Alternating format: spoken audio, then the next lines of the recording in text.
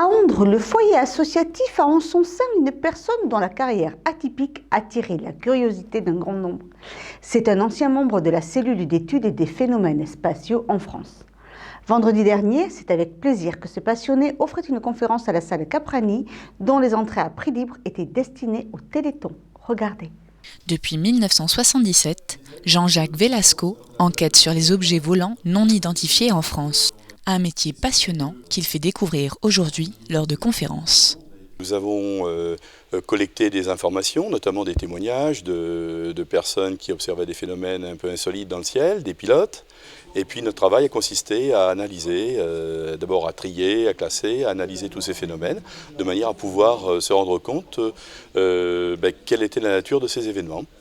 Aujourd'hui, il y a à peu près 6000 témoignages qui ont été recueillis depuis 1951. À peu près de l'ordre de 200 témoignages de pilotes civils ou militaires.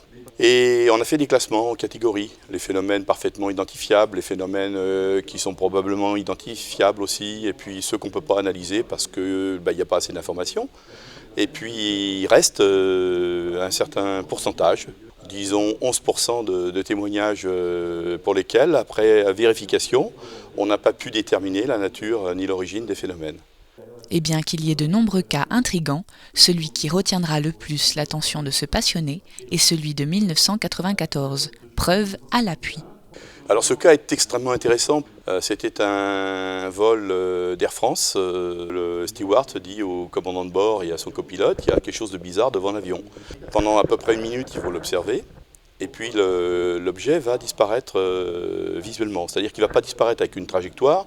Il va simplement disparaître avec les contours qui sont devenus flous. Ils ne vont plus le voir en visibilité. Lorsque l'armée de l'air nous a fourni les documents radar, on a pu associer les témoignages avec les radars et là on s'est aperçu qu'effectivement ce qu'ils avaient raconté dans leurs témoignages concordait tout à fait avec les données radars. Et c'est ça qui nous permet de dire qu'on avait vraiment affaire à un ovni. Des cas similaires, il y en a eu énormément dans le monde, notamment aux États-Unis.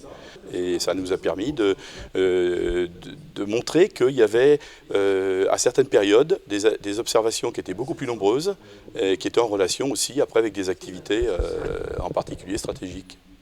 Mettant en corrélation les apparitions d'ovnis et les recherches sur le nucléaire, le mystère augmente. Des hypothèses apparaissent alors sur la potentielle nature des objets. Ce ne sont pas des phénomènes naturels, ce sont des phénomènes artificiels sur lesquels on n'a pas de contrôle, c'est-à-dire qu'ils apparaissent, ils font un certain nombre de choses, et puis ensuite ils disparaissent. Les objets en question, ils ont été mesurés par des radars avec des vitesses de 3000, 10 000 km/h, des accélérations phénoménales, et il est bien évident qu'on ne pourrait absolument pas fabriquer de tels engins, entre guillemets, aujourd'hui, c'est clair. Alors extraterrestres ? Moi, je n'associe pas ovni extraterrestre, c'est deux choses complètement différentes. Effectivement, il existe des phénomènes dont la nature et l'origine nous échappent, mais on ne peut pas aller au-delà. Alors après, ce sont des hypothèses. Et l'hypothèse extraterrestre, même si elle est prise en compte par les scientifiques, elle ne peut pas être validée par les cas que nous avons observés. Voilà. Les ovnis sont donc une réalité, mais le mystère de leur origine reste encore entier.